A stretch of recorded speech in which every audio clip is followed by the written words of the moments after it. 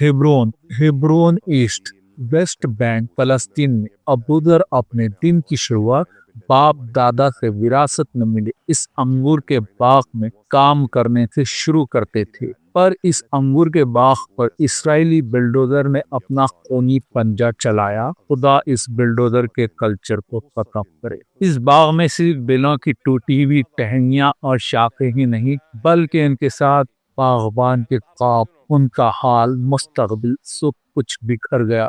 बाग उजड़ गए, रोजगार का जरिया खत्म हो गया। मैं बहुत रंजीदा हूँ।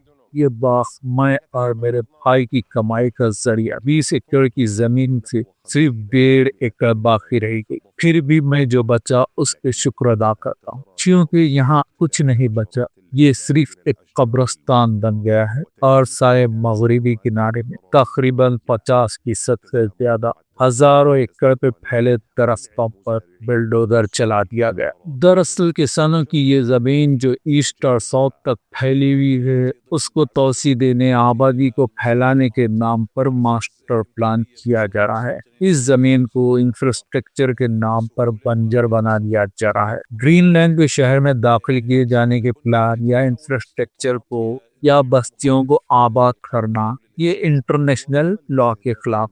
फसलों को निशाना बनाने के बावजूद भी अंगूर के बाग यहाँ खास जगह बनाए रखे हैं, क्योंकि वो शहर के बड़े लोगों के बाग।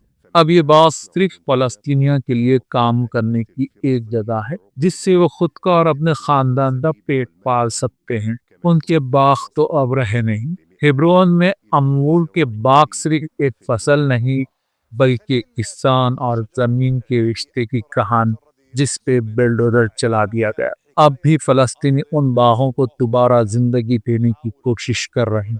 जुल्म की ये भी एक दास्तान है। फलस्तीन इंसान के लिए एक सदमा काफी होता है घुट के मरने के लिए, पर फलस्तीनी पिछले 75 साल से हर रोज नए जंग और नए खौफ के साथ जी रहे हैं और मर रहे हैं।